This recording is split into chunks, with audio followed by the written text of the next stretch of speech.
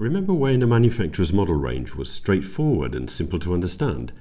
In 1978, Ford UK had the Fiesta, the Escort, the Cortina and the Granada, with the sporty Caprice somewhere in the middle. It all had a pleasing mathematical symmetry to it, and everybody knew where they stood.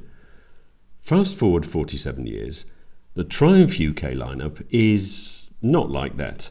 And even as a motorcycle enthusiast and self-confessed Triumph fanboy, I'm sometimes left scratching my head. Scrambler Icon, Bobber TFC, Rocket Evil Knievel. Now don't get me wrong, I'm all in favour of choice. It's great that they give us so many toys to choose from. But the naming system, particularly for the Tiger range, can be confusing. We've currently got the 660, the 800, the 850, the 900 GT, the 900 Rally, the 1200 GT, the 1200 Rally and the 1200 Explorer.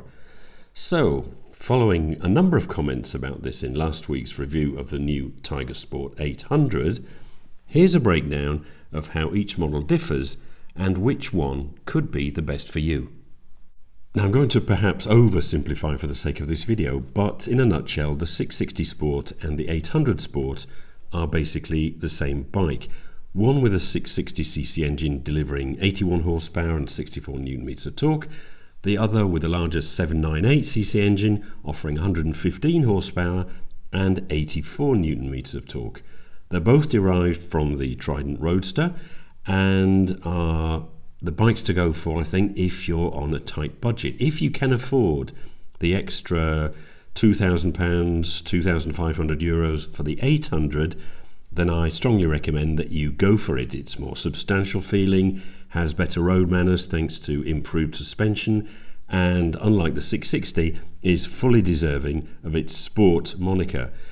Downsides, well, neither can go off-road and they're both quite compact, meaning that if you're taller than 6 foot or 180 centimetres, say, then you may feel a bit cramped. The seat is relatively small, not the best for taking a pillion, and firm, as is the suspension.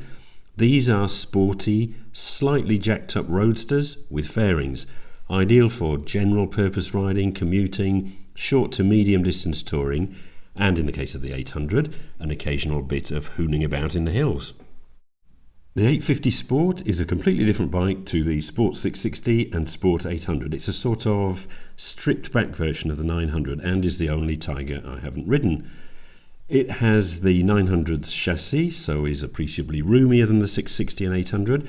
It also gets the 900's engine, but detuned from 108 to 85 horsepower.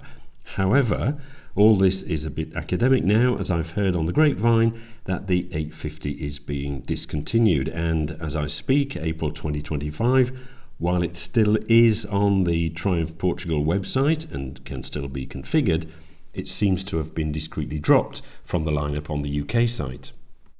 So, assuming the 850 is no more, the next model up from the new 800 is the 900, of which there are two distinct variants. This GT Pro and the Rally Pro. The GT gets cast wheels, 19 at the front, 17 at the rear, electronic suspension, and is designed for the road. I have taken one off-road, well, green laning, but the limited ground clearance and suspension travel and road bias tyres mean it's not entirely in its element. It can do it, but I found it awkward to stand up on because the bars are too low, and even in these dry conditions and at modest speeds, the tyres were scrabbling a bit for grip. It's a fast bike on the tarmac though, very comfortable too, and the electronic suspension is very nice to have if you're constantly chopping and changing between solo riding, pillion and or luggage. I bought this Rally Pro variant a year ago as it's a big tall bike and I'm a big tall guy at 6'2" or 187 centimetres, and even though I've probably done less than 100 kilometres off-road since I got it, I do like having the option to venture off the beaten track if the fancy takes me. I also like the looks with its 21 18-inch spoked wheel setup, and there are some nice paint options that the GT doesn't get. I also find the longer travel manually adjustable suspension more compliant on the road than the GT Pros, and you get an extra off-road riding mode, which I've found very useful and effective, even with my very modest off-road skills. There is actually a third option in the form of a 900 GT base model, which forgoes such niceties as heated seat and grip, centre stand and cruise control, I think, that you get on the Pro versions, but figures would suggest that few people buy that, and I've been told that like the 850, its days are numbered too. Lording it over all these lesser models is the 1200, starting at over €22,000 for the GT Pro and climbing to an eye-watering €25,000 for the Rally Pro Explorer. This is a big, heavy Autobahn stormer with 148 horsepower and 130 newton meters of torque. It's fast, even more comfortable than the 900. In fact, I'd say it's probably the most comfortable bike I've ridden this side of a Honda Goldwing, but at around 250 kilos, it's a big old beast, and you can certainly feel the bulk in the bends, more so than with its main competitor, the BMW R1300 GS. As with the 900 range, you get GT and Rally variants with similar on- and off-road focus, although to be honest, I'm not sure I'd feel that comfortable charging around off-road on a 250 kilo, €25,000 bike. Sitting right at the top of the tree are the two Explorer models, which are basically the same bikes with a 30-litre tank instead of the standard 20 litres. Useful, I guess, if you're planning an itchy boots style trek across a desert where fuel stops are few and far between. Otherwise, it's a bit of a liability in terms of all that extra weight up high. Now, by chance, as I was putting this video together, viewer Luminax the Charge Keeper commented that he's recently sold his 1200 Explorer for the sportier 800 and couldn't be happier, which just goes to show that sometimes less is more. I told you the 800 was good. So that's the current Triumph Tiger model range. Too long didn't read? Okay, translating into 1978 Ford speak, the 660 is basic fun, let's say the Fiesta 1100S. The 800 adds a zest of sportiness, so Escort 1600 Sport. The 900 is the do-it-all comfortable yet fast solution, Cortina 2.3 gear, and the 1200 is the motorway cruiser, the Granada 2.8 V6. That probably made no sense to most of you, did it? Never mind, it was an excuse to get my nearly 50-year-old brochure out again. Am I happy with my choice of the 900 Rally Pro, and would I do things differently now? Well, I think I made the right choice a year ago. I was genuinely impressed by the 800's engine and handling when I reviewed it last week. Link in the top right now and in the description if you haven't seen that.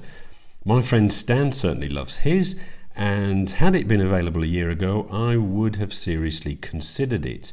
But given my size, I think I'd still take the 900 for its extra room and extra comfort, both for me and Mrs. RM.